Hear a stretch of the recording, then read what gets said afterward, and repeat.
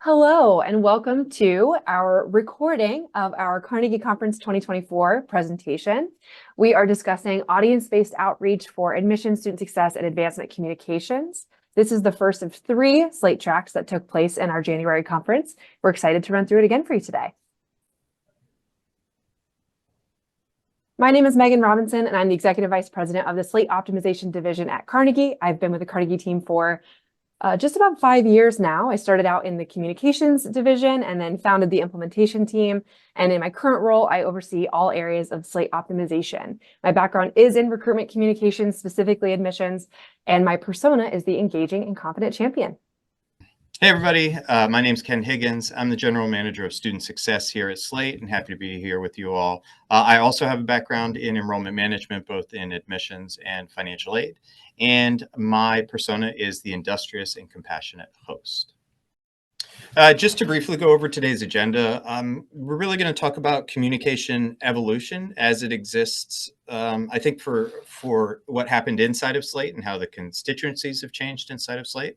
Talk a little bit about today's communication preferences across the life cycle. And we'll dive into so what, right? Why is that important for you to hear today, right now? And then we'll skip the Q&A because this is a recording. But if you have any, you're welcome to reach out at any time. Please do. To kick things off, this is a slight turn from the actual focus of the presentation, but I think it's always good as kind of a grounding to take a look at through a zoomed out lens at some national statistics and trends across the country. So we're just pulling some things in here from the National Student Clearinghouse Research Center from the most recent data, taking a look at some completion rates, first year persistence, generational wealth as it relates to advancement and potential donors, and just taking a look at the landscape, right? Overall, the completion rate is relatively static. I think a new reality as we continue forward is closures and mergers of schools, right?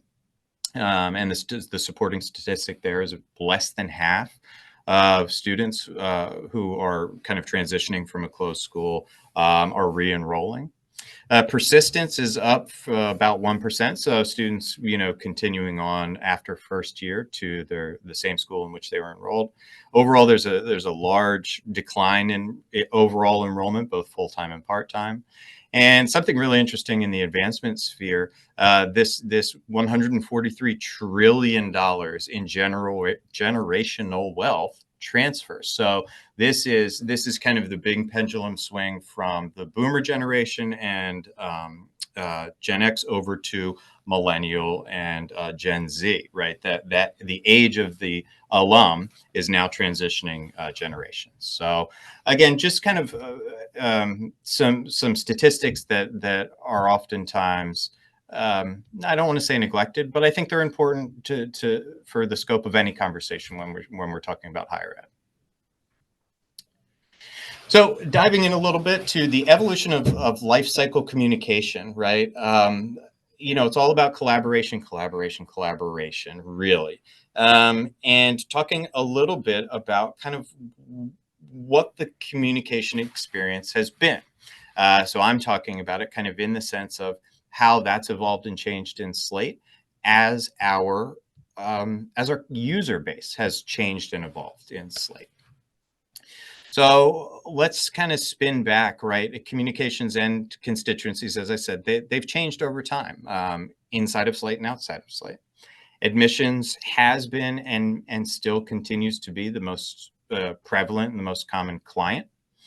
However, now kind of 6-7 years ago, back in around 2017, the concept of using Slate for student success efforts and advancement and alumni were introduced as options in Slate. The rapid growth of these two products, I mean, it's still Slate, but these two focuses have really seen the growth has seen a similar path to that of admissions from about 10 years ago. So these new users and these new use cases that are coming in are really, really coming in fast. And they've got different kind of personas. They have different needs from a communications perspective. Their end user or end client has different expectations. So with that, communication needs have evolved. Slate, the product, also evolved as well. We've learned an awful lot from now dealing with admissions offices, now adding in all of the student success kind of in the middle. So the current student lifecycle offices, which are often many. There's never really one student success office at any university. And then the advancement that the nuance and complexity of each institution really impacts kind of how you're going to use Slate, how to best kind of maximize or optimize your Slate instance. This concept of, could we all live in one shared database, right? Are we the type of institution that tends to work well together across departments and serve kind of from the same database, or is a separate database necessary? This is becoming more and more frequent, where the kind of complexity of the effort of a particular office or kind of part of the university is such that they say we need our own kind of standalone Slate because our processes and how we operate is just drastically different. But either way, this kind of interdepartmental collaboration is absolutely required, right? If we're thinking about the student life cycle, the admissions experience shouldn't be that indifferent, or there should be certainly kind of themes throughout their current student experience. And then that should kind of roll out or dovetail very nicely into their experience as a young alum and potential donor. And so too, the stuff in Slate, the features or the functions in Slate, they've evolved as well, just like our constituents. Deliver, right, was, oh my gosh, I think I just heard Alexander talk about this not too long ago, was something that existed early 2000s in Slate in its earliest iteration, kind of this mass communication tool, this mass email tool. So that's reaching 20 years old, which is pretty crazy. Then we started, introducing kind of drip campaign marketing, where you could schedule out and send campaigns or messages over time.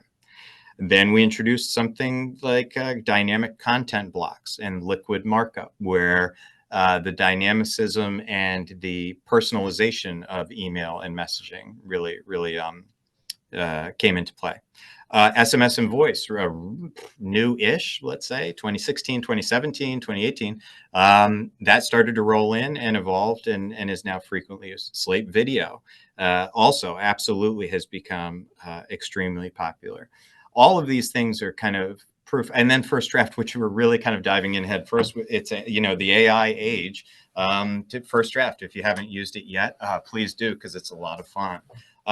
So the point I want to make here is that method, the evolution of the message method or medium has also evolved with the needs of our growing and kind of diverse client base. Now I'll hand it over to Megan, where she's going to kind of dive into a little bit of the today preferences. What do people care about today? Absolutely. And it's definitely a one size doesn't fit all model. If we look at the audiences in which we're talking about, while some of the concepts apply across all of them, it's important to talk about who they are and where they are in their journey, whatever that journey looks like, to whatever the end goal is of that journey. And specifically breaking it apart between prospective students, prospective and current donors. Each of these are the populations behind that admission, student success, and advancement sort of segments that we're talking about.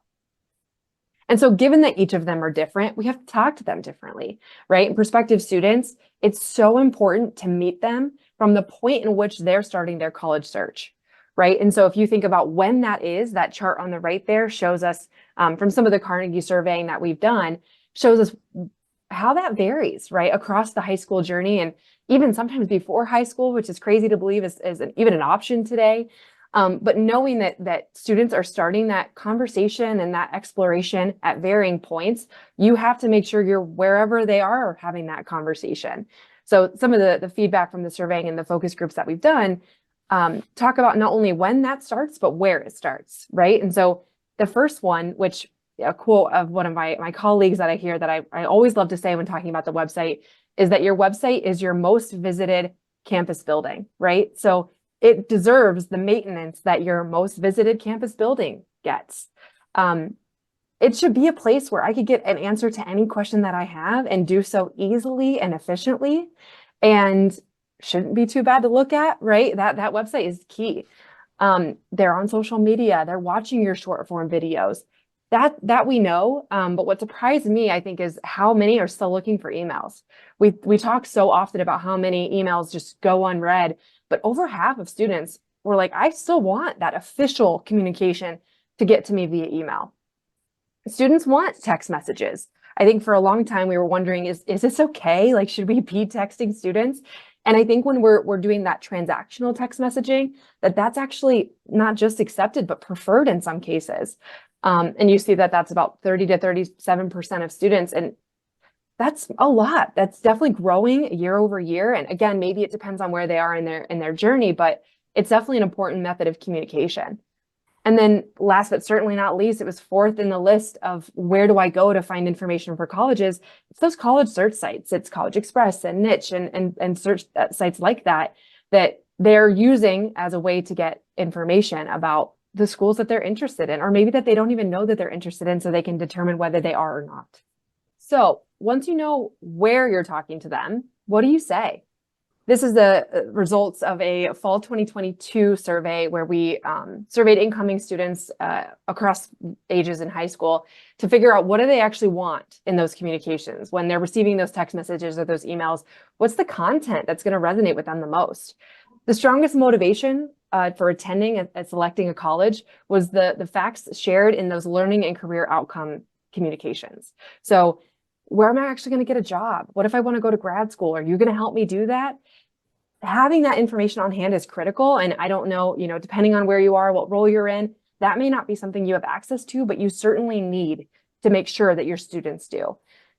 Talking about current student experiences, whether it's, again, video, social media, a testimonial, talking about what it's like to be on your campus. How do you let the student envision themselves walking, into their dorm or into their first classroom? Getting those in their hands is going to be critical to help them make that choice. Impact on society. This generation, more than any, wants to know, how are you going to help them make their mark? So communicate that. Talk about ways to get involved or differences that your current students are making on the world. Some of these other ones here are pieces that we've surveyed time and time again to figure out, are these growing or lessening in importance? So you can see that campus feel, it came back at actually 27% versus 21% in the past. So that campus feel, what does it feel like to be a current student, is growing in importance. That campus safety post-pandemic, more and more important. 18%, doubled, right, against that 9% in the past. One I found interesting was the 5% versus 12% when you look at prestige. That doesn't matter as much as it used to, right? I mean, more than 10% of students said that they really wanted to know that it was a prestigious institution they were attending. Now it is more about what that experience is going to be like, and do they feel safe on campus? Last but not least here, preparing for college. Only 14% of the fall 2022 class felt like they were prepared for college. So in your communications and in the content that you're sharing, anything that you can share on how you're going to help them navigate the academic or social or mental health challenges on campus as being a college student you're destined to face, I think that's super important, because they're wondering if they're going to be able to navigate those, and that you have the resources on campus to help with that. Make sure they know that as well. Yeah, those statistics are amazing, right? And particularly the ones where there was a drop or an increase. That's the students being surveyed. So you should probably take heed and adjust your communication accordingly. Absolutely. So what does that look like to do that in Slate, right? So here's a couple of great examples of using Slate video, merge fields, content blocks, all things Ken was just speaking to.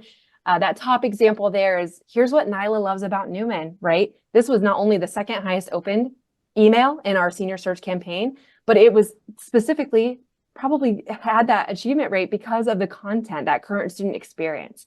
And this was sent through that Slate video. hi, person preferred, I'm staff name, right? Using those merge fields, talking to the student, knowing who they are, and connecting them back to a human. This email on the bottom right here from Trinity Christian College, thank you to both of you for letting us use your emails. This received about a third of the clicks that our entire AppGen campaign received. Just this one email, and that was because of that personalization. Yeah, so expanding the source, right? I actually came upon a really interesting bit of research done by two academics. I think they're academic deans at a couple of different universities, or possibly the same university. It's escaping me, but really great data and some really great survey feedback. So the one of kind of the main themes is this perception of authenticity and personalization matters, and it matters through the as Megan was just describing in detail, through the admissions funnel, right, or through the admissions process, and persists to when they're a student too. They have that same expectation.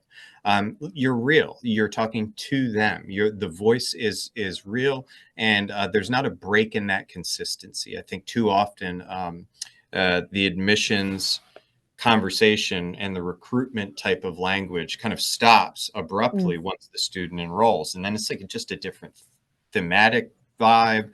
It's a different voice, and sometimes that can be disruptive to, or kind of abrasive to the student. Anyway, the things that students really liked are, yeah, like multimodal communications. Megan said it earlier. Texting is not taboo anymore. It's actually kind of standardized and widely accepted, and to Megan's point, preferable in a lot of cases. As I just mentioned, they didn't like when there was this type of tone inconsistency. If it sounds like two different kind of institutional higher ed bodies, depending on the text that I receive from which office, that's not very attractive to them. They really like the informality of text messaging. I am also guilty of this, and Megan can probably attribute to this. If I need something done, or if I am going to respond to something, it is likely through text. I don't have to type out, dear so-and-so, and then write an intro and a body and a conclusion. I just need the information, so I prefer text. Megan, am I close with my description? Yes, I've there? learned the hard way that that is accurate. Yes. High quality communication. This was really cool. High quality communication supported persistence. The student felt that the quality of the communication actually impacted their decision, I guess, to stay at the university, which is really cool. Particularly messaging that pushed kind of getting involved in the network, getting involved outside of class, pushing all of the opportunities to them to make sure that they feel wanted and there is something for them to do there. Oftentimes they were critical about the amount of messaging, but felt the importance of quality messaging. This was really cool and interesting, and absolutely something that I feel too. The result was emails getting backlogged that went unread, but they saved them. Happens to me a lot myself. I read the email or the preview or subject line. I say, yep, I know that that's important, whatever is in there, but I never take the time to read it. I don't delete it immediately. So there's some right balance to strike with the amount of messaging and the quality over quantity of messaging to really hit that right kind of cadence, so that not only do they not delete it, but they're actually actively opening it and reading it too. Absolutely. And right, we've moved from prospective students and talking about what they've liked, and now we're talking about current students. So taking what we know about the students we were just recruiting, apply that to them as current students, and then add on to what they've said now that they've chosen your institution. Correct. Yeah, you have so much of that in Slate. You're building this data repository on the student from the time that maybe they first stepped foot on campus, right? So the amount of personalization and dynamic content that you can deliver them is pretty broad. Yeah, absolutely. And speaking of that, continuing to recruit to ensure retention, there are different things that you can do that you were already doing in those recruitment communications, to Ken's exact point, that you should continue to do once they're on your campus, right? When we, looking back to some additional Carnegie research, when we asked, why would you transfer? Well, first of all, only 13% of students in the fall 23 study that this one is referring to haven't considered transferring. So this is very recent data. This world that we're living in now, all the stats reflected that Ken started us out with, It's very common, and it's much easier to transfer now than it used to be. So it's kind of a common thought. Should I transfer? Am I happy here? Am I getting everything I need? And when they don't transfer, it's because they know that they fit here, right? We hear a lot about the concept of belonging. We hear that about all the things that I can do on campus, clubs I'm in, how I'm making friends. We transfer when we don't feel like we fit, we don't have friends or family near us, and we don't really have anything to do. So if you can communicate in those current student communications that those are not realities, that it just maybe feels like that, you can educate the student into retaining. Yep.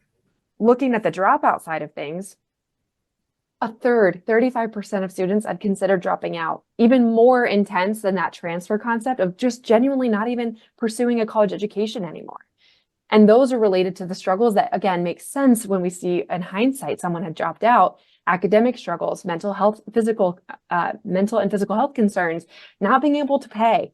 And again, those same resources that you were touting in those recruitment communications should be reminded and reiterated in your current student communications. We have tutoring on campus. We have wellness resources. We have the gym. We have a financial aid office. All those people are there to help you. And yet so many students go so long without even knowing that they're there. Yeah. Yeah. It's like a re-recruitment or a continual recruitment of your currently enrolled students. There was a quote that I saw somewhere. It was said, continue to date your spouse. So, once you're married or once you've found your partner, continue as if you're dating them, right? Keep that courtship, right? Like you're continuing to actively seek them out. A student's going to feel now, I'm not suggesting you date your students. That's not what I'm saying, but continue that communication in the tone that they are absolutely still wanted. They're welcome. Encourage them to reach out. All the things that Megan said, because they're used to that type of recruitment language from their admissions experience. Absolutely. And again, what does that look like in Slate, right? So Ken mentioned we have so much data at our fingertips from the recruitment process. One of those things could be the result of an admitted student research or admitted student survey, right? So we highly encourage our partners and really everyone to distribute a survey like this, ask questions about why they chose your institution. And also this is good insight into why students that didn't choose your institution didn't, but the ones that did, you can then use that data in the current student communications that you're sending to proactively address some of the things that maybe they shared were concerning to them. Even though they did select your institution, they were like a little nervous about the location, right? I live too far from my friends and family. We know that's one of the reasons that we transfer or drop out. So share ways to get involved, ways to make friends, proactively communicate, again, some of the data points that you collected when you were recruiting them. This goes back to collaboration as well, right? Again, you may be sitting here watching this thinking, but I don't really have access to that data. Find out if someone on campus does, or maybe they don't even know they should be collecting this. So having those conversations is really important for both yield and retention. Yeah, that's right. Yeah, the effort, or excuse me, the use or the value of this data kind of seeps out outside of the walls of your office, and can be valuable for other departments, other offices on campus. And we'll talk a little bit about it when we get to alumni too, which I think is just about next. Prospective and current donors. First of all, you've been communicating to them now for years. You've recruited them, you've helped them persist to graduation, and now you're looking for them to get involved on campus, maybe give back in a variety of ways.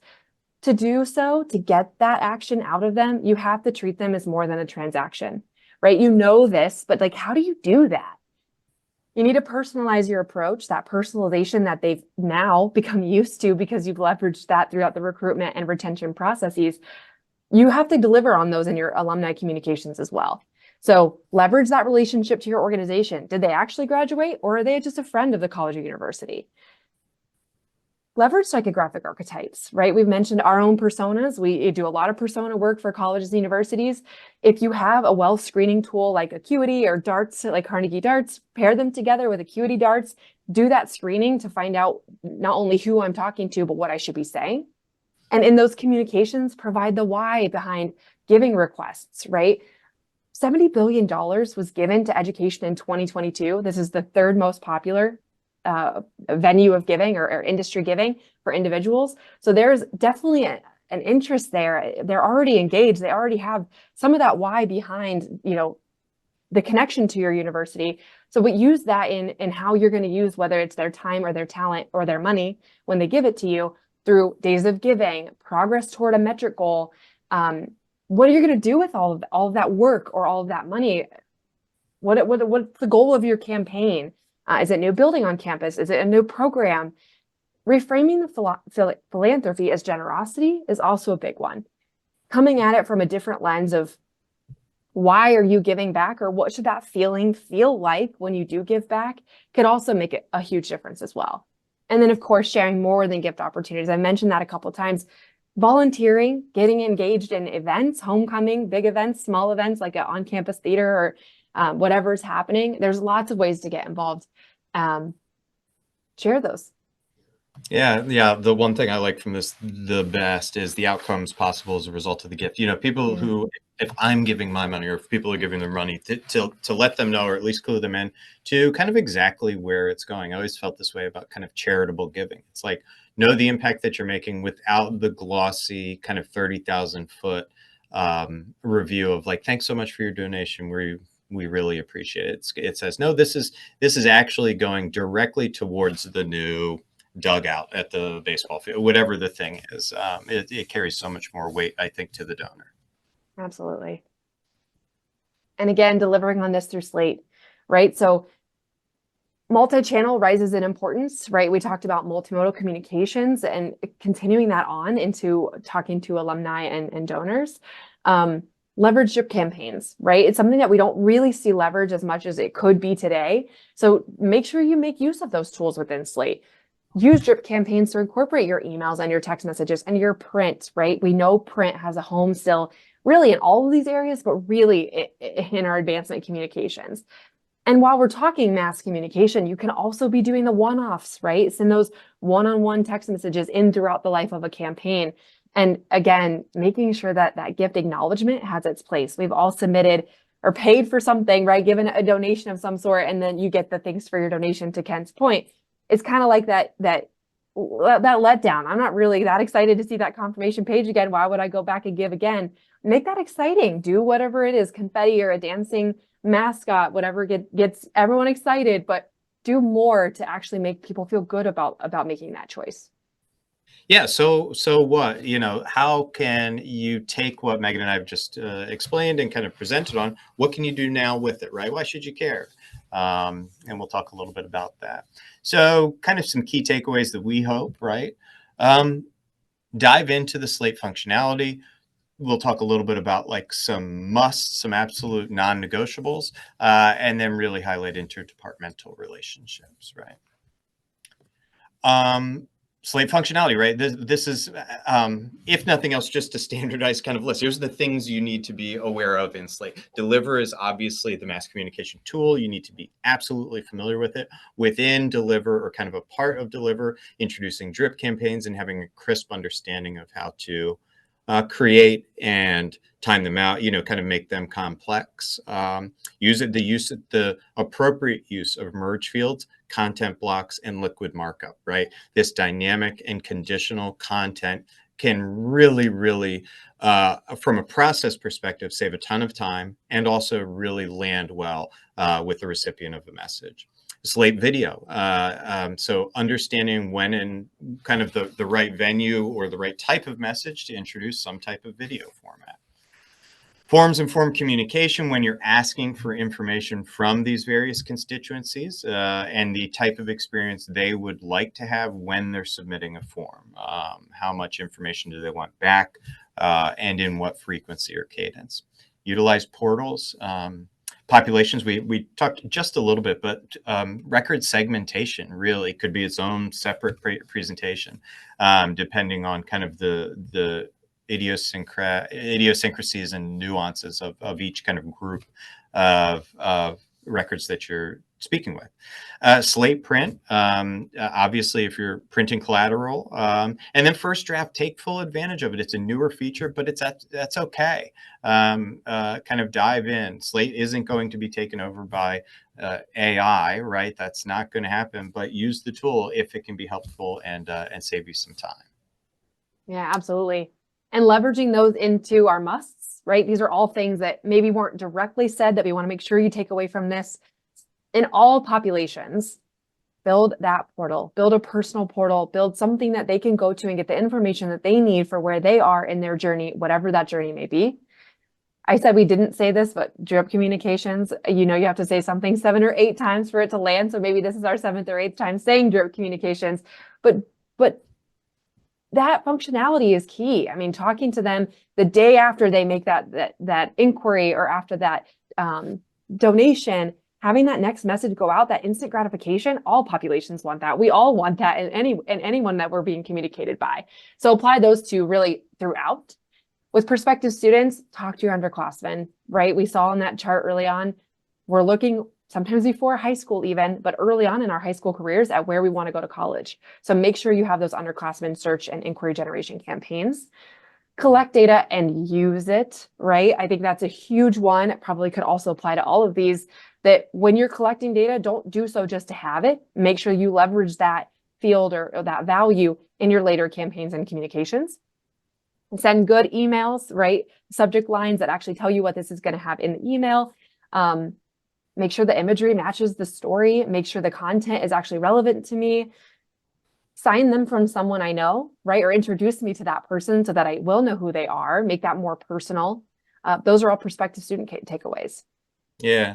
If there's if this slide, this presentation could actually be summed up in one slide, and the words on it would be send good emails. You know, that's about it. Send good emails. It sounds so simple. For current students, create that feedback loop. Constantly survey them. Ask them questions. Again, we saw some really cool data from the academic research paper where ask them what they want, and they're going to tell you. Make sure you keep updated contact information, right? As they transition to a student, obviously they're working much more in their .edu, you know, their institutional email address, but make sure you've got the right cell phone number if it was their parents or something like that they use throughout the admission process.